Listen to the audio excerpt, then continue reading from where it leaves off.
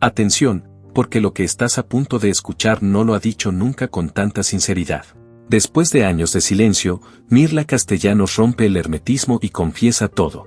Hablará sin filtros de sus polémicas más fuertes, del hombre que marcó su vida, Miguel Ángel Landa, y de cómo a pesar del daño que le hizo, aún lo sigue amando. Pero eso no es todo, también revelará lo que realmente pasó durante su divorcio, lo que Miguel Ángel Martínez piensa de todo este escándalo, y cómo la salud de Mirla hoy se encuentra gravemente afectada por las secuelas de aquel pasado que nunca terminó de sanar. Prepárate, porque esta entrevista no deja títere con cabeza. La verdad detrás del mito, la diva frente al espejo. Mirla Castellanos como nunca antes la habías visto. Alguna vez fue la voz que puso a Venezuela en el mapa, la mujer que llenaba escenarios con brillo, plumas y una presencia imposible de ignorar. Mirla Castellanos, la primerísima, fue símbolo de elegancia, fuerza y poder femenino en una época en la que pocas se atrevían a alzar la voz. Su nombre era sinónimo de éxito y de respeto. Pero el tiempo, implacable, también cobra su precio. Hoy, entre recuerdos dorados y ecos de aplausos que ya no suenan, Mirla vive enfrentando la soledad, la pérdida y la fragilidad de la salud. La diva que un día conquistó el mundo ahora lucha con los silencios que dejó la fama, y con el vacío que quedó tras la partida de su gran amor. ¿Cómo llegó la mujer que encarnó el triunfo y el glamour a un final tan melancólico? Su historia comienza mucho antes de los escenarios. Mirla Josefina Castellanos Peñalosa nació en 1941, en Valencia, en una Venezuela conservadora donde los sueños femeninos eran casi un pecado. Su padre biológico abandonó a su madre, Carmen Aurora Peñalosa, y ese abandono marcó su destino. Creció con el apellido de Pedro Castellanos, un humilde barbero que la adoptó y le dio su nombre, pero no pudo borrar la herida que había dejado su verdadero padre. Ese vacío se convirtió en fuego.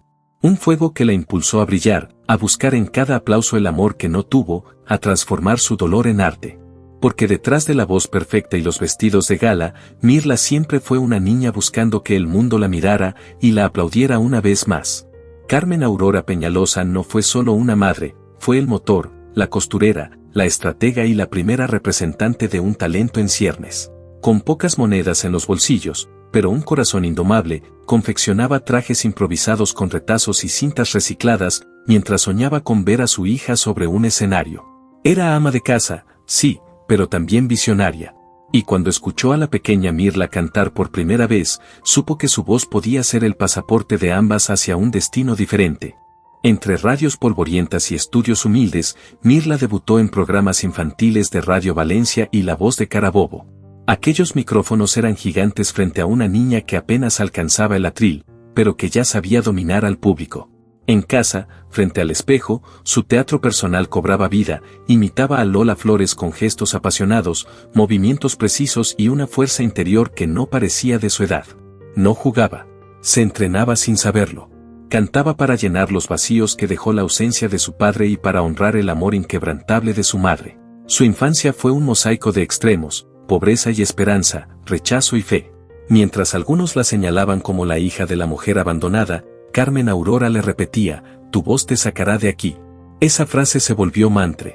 En la escuela, Mirla pasaba inadvertida entre libros, pero cuando cantaba, todos callaban. En la adolescencia, conoció a Olga Teresa Machado, quien al escucharla le soltó la frase que cambiaría su vida, tú no perteneces a Valencia, tu destino está en Caracas. Y con apenas 15 años, Mirla empacó más sueños que ropa, y partió. Allí comenzó la verdadera historia. En 1960, con apenas 19 años, debutó en Radio Caracas Televisión. No fue su voz lo que primero escandalizó, sino su atuendo, un pantalón con estribos y un suéter hasta la cadera. En un país donde una mujer debía cantar con vestido largo y sonrisa contenida, Mirla desafió las reglas y las lenguas. La llamaron atrevida, insolente, hasta mujer alegre. Pero ella lo sabía, aquel escándalo era su carta de presentación. Antes de ese salto a la fama, su vida distaba mucho del brillo que luego la rodearía. Trabajó como secretaria para el periodista Juan Bené, mecanografiando notas deportivas. Modeló en revistas locales, posó para anuncios, hizo lo que fuera necesario para sobrevivir. Pero en su interior, el canto ardía como una llama imposible de apagar. En 1961 llegó la primera gran oportunidad, grabar un sencillo de 45 revoluciones. Tema para enamorados, una propuesta curiosa donde un lado era instrumental y el otro tenía su voz, para que el público pudiera cantar con ella. Fue su primer experimento con la fama, y funcionó. Poco después, se unió al grupo Los Naipes, el único rostro femenino entre 3 hombres.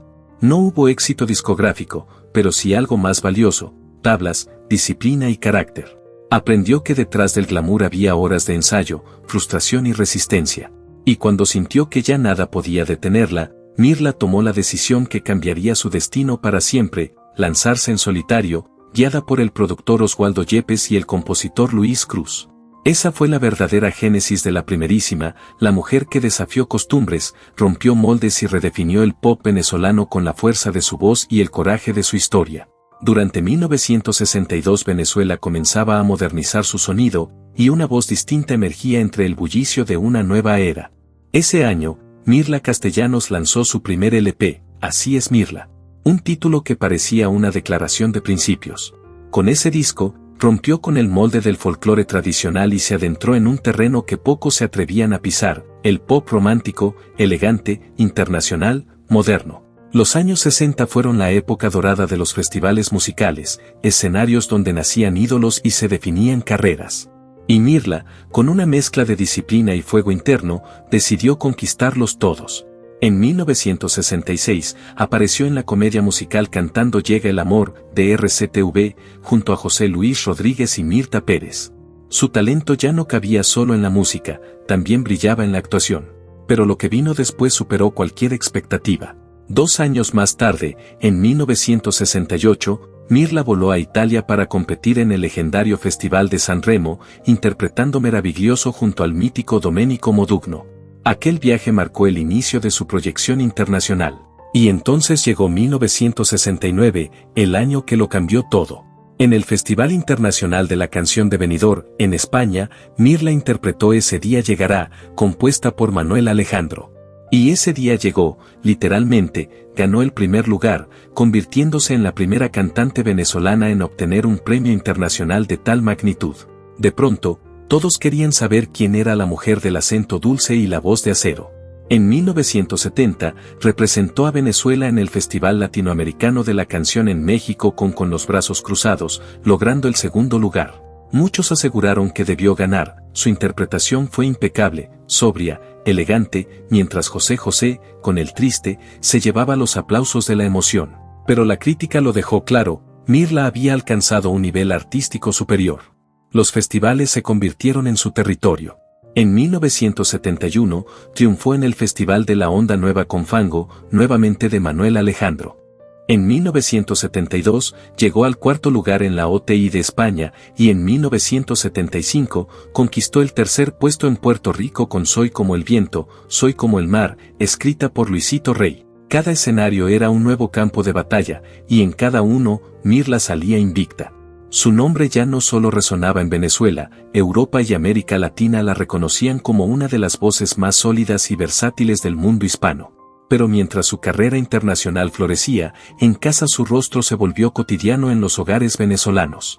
Junto a su primer esposo, el actor y productor Miguel Ángel Landa, condujo el exitoso programa de variedades Él y Ella, entre 1971 y 1975. La química entre ambos traspasaba la pantalla, y el público los convirtió en una de las parejas más queridas, aunque detrás de cámaras, la historia era muy distinta. El programa Él y Ella no era un simple show de variedades, era un fenómeno cultural. Combinaba humor, música y carisma, y cada sábado millones de venezolanos se sentaban frente al televisor para verlos a ellos, Miguel Ángel Landa y Mirla Castellanos. El formato mezclaba sketches cómicos con números musicales de alto nivel, algo inédito en la televisión nacional. Fue allí, en ese escenario, donde incluso Juan Gabriel tuvo su primer debut televisivo en Venezuela. Para Mirla, aquel programa fue una bendición disfrazada de carga. Le dio fama, visibilidad y una conexión directa con el público, pero también la encerró en un ritmo extenuante: grabaciones, ensayos, vestuarios, críticas. La nación entera opinaba sobre ella. Su vida dejó de pertenecerle, pero Mirla no se conformó con dominar la televisión. En los escenarios revolucionó por completo la forma de hacer espectáculos en Venezuela. Hasta entonces, los conciertos eran sobrios: una orquesta, un micrófono y poco más. Mirla cambió las reglas del juego. Llevó bailarines, escenografías majestuosas, orquestas completas, juegos de luces y un despliegue visual digno de Las Vegas. Cada presentación era un acontecimiento. Venezuela nunca había visto algo así. Sus logros rompieron fronteras. En 1984, se convirtió en la única artista venezolana en ganar un premio Billboard, gracias a su álbum Vuelve Pronto. A eso se sumó un disco de oro en Puerto Rico por el tema Señor Juez, y más de 13 millones de copias vendidas alrededor del mundo, una cifra impensable para cualquier intérprete latinoamericana de su generación. Su voz llegó a los escenarios más grandes, el Miss Universo 1982 en Perú, los Juegos Panamericanos de 1983 en Caracas, y por supuesto, las inolvidables galas del Miss Venezuela, donde su presencia era sinónimo de glamour, perfección y espectáculo. Durante las décadas de los 70, 80 y 90, su participación en Sábado Sensacional la consolidó como un rostro familiar, la diva eterna de la televisión venezolana. El público la bautizó como la Primerísima, un título acuñado por Luis Guillermo González y Ricardo Tirado, y elevado a mito por Reni Ottolina. Ser la Primerísima no era solo un apodo. Era una corona invisible, brillante, pero pesada. Ser la primera en todo, en voz, en elegancia, en perfección, significaba también no poder mostrar debilidad, ni envejecimiento, ni error. El público exigía divinidad, y sus colegas, en silencio, le cobraban el precio del éxito. Aún así, Mirla continuó su camino. Durante más de una década, ocupó la presidencia de la Casa del Artista, asumiendo el rol de guía y protectora de quienes alguna vez la admiraron desde la distancia. Una figura poderosa, sí, pero también humana. Porque detrás del brillo, Mirla Castellanos siempre cargó con el peso de ser la Primerísima, un título que, aunque la elevó al cielo, también la dejó sola en la cima.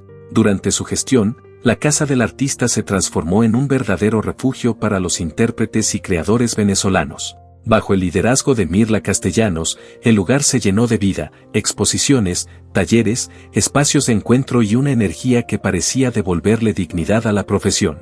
Por primera vez, muchos artistas se sintieron vistos, respaldados, unidos. Pero detrás de ese escenario de luces y aplausos, había sombras que nadie imaginaba.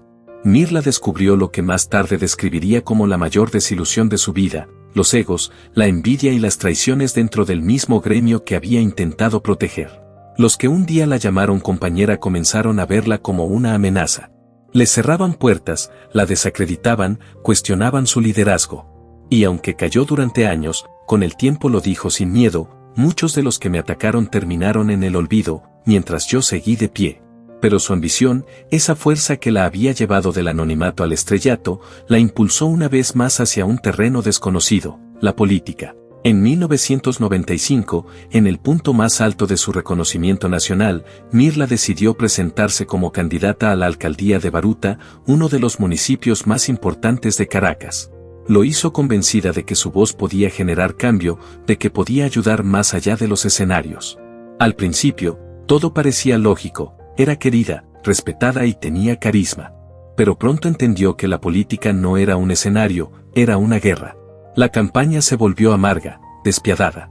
Terminó en tercer lugar, muy lejos de sus rivales, pero lo más doloroso no fue perder, sino descubrir la corrupción y la crueldad del poder. Años después, Mirla lo resumiría con una frase que aún resuena entre sus seguidores: la política es un mundo oscuro. No era para mí. Aquel episodio dejó una herida profunda, no solo pública, sino personal. Y aunque su imagen sufrió, Mirla nunca perdió la elegancia con la que enfrentaba los golpes.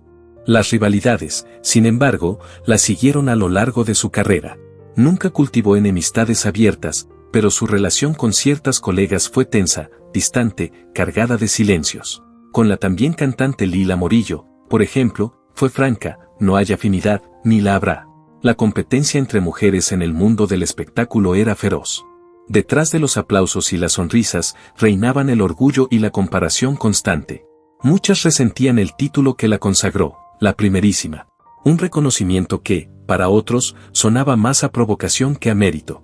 Pero incluso más que las envidias, lo que dolía eran las oportunidades perdidas. De esas que se quedan grabadas en la memoria como fantasmas del destino. Una noche, en la intimidad de su casa, Juan Gabriel se sentó al piano y comenzó a tocar. Le mostró a Mirla varias canciones inéditas y le dijo con cariño: escoge una, quiero que tú la grabes. Mirla, Con la disciplina de quien no improvisa, grabó todo en un casete para escucharlo con calma más tarde. Pero el destino le jugó una mala pasada, el casete desapareció. Nunca lo volvió a encontrar. Y con él, se perdió también una colaboración que pudo haber cambiado la historia de su carrera. Aquellas canciones no desaparecieron. Renacieron, pero en otra voz. Años después, los temas que Juan Gabriel había tocado solo para Mirla resurgieron en la voz de Rocío Dúrcal, convirtiéndose en algunos de los mayores éxitos de su carrera. Para Mirla, aquello fue una herida silenciosa. No por envidia, sino por la certeza de que un simple descuido, un casete perdido, había cambiado el rumbo de su destino para siempre. Una lección cruel: en el arte, el azar también decide quién brilla y quién se queda en la sombra. Detrás de la diva, del brillo, de los aplausos, había una mujer profundamente marcada por el amor, la entrega y la desilusión. Porque la vida personal de Mirla Castellanos fue tan apasionada y turbulenta como su carrera. Sus amores, sus alianzas y sus heridas estuvieron siempre ligados a los hombres que compartieron con ella no solo el escenario, sino también la vida. Su primer gran amor fue Miguel Ángel Landa, actor, comediante y uno de los rostros más populares de la televisión venezolana de los años 60 y 70. Se casaron en 1964, cuando Mirla apenas comenzaba a consolidar su carrera y Landa ascendía meteóricamente en el mundo del entretenimiento. Juntos eran la pareja dorada de Venezuela, talento, carisma y fama unidos en una misma historia. Su relación trascendió lo sentimental. Era también una alianza profesional poderosa. Crearon y condujeron el exitoso programa Él y Ella, una propuesta innovadora que mezclaba música, humor y vida cotidiana, convirtiéndose rápidamente en uno de los programas más vistos del país. De esa unión nacieron dos hijos, Miguel Ángel y Dayana, y por años parecían el reflejo perfecto del éxito y la armonía. Pero la realidad era distinta detrás de los reflectores. La fama no perdona la intimidad, y el amor bajo los focos comenzó a fracturarse lentamente.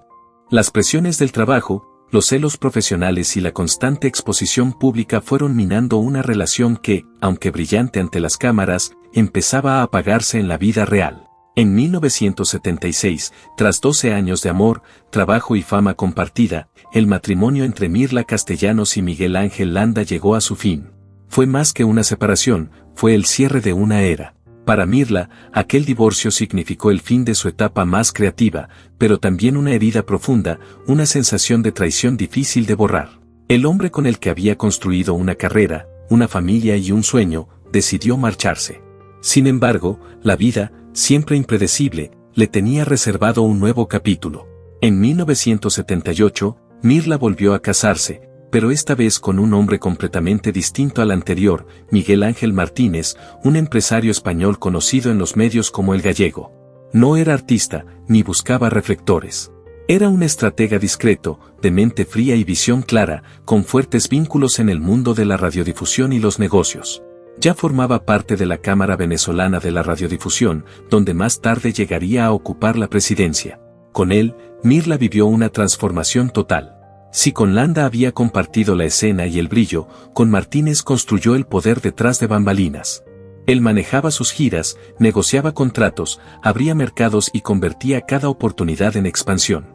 Gracias a su apoyo, Mirla se internacionalizó, consolidando su nombre como una de las voces más sólidas del mundo hispano. Su matrimonio fue largo, sereno y leal. Más de 4 décadas de vida compartida, donde el amor y el trabajo se entrelazaron sin perder el equilibrio. De esa unión nació su hija Yolanda, y junto a ella, una nueva versión de Mirla, más madura, más fuerte, más sabia. Martínez se convirtió en su pilar, en su escudo contra los golpes del tiempo, de la política y de una industria que muchas veces le dio la espalda. Mientras el mundo cambiaba, él permanecía a su lado, silencioso, constante, inquebrantable. Pero incluso los vínculos más firmes no escapan al destino. El 17 de julio de 2024, en Madrid, la ciudad donde habían construido su hogar, Miguel Ángel Martínez falleció. La noticia la dio la propia Mirla, a través de una publicación en Instagram que conmovió a todo un país. Con la voz del alma escribió: "Mi dolor es inmenso, pero mi amor siempre estará allí". El 15 de diciembre de 1978 sellamos una unión que será para siempre. Y así, la mujer que alguna vez fue llamada la primerísima, la voz que llevó el nombre de Venezuela al mundo, volvía a cantar sola.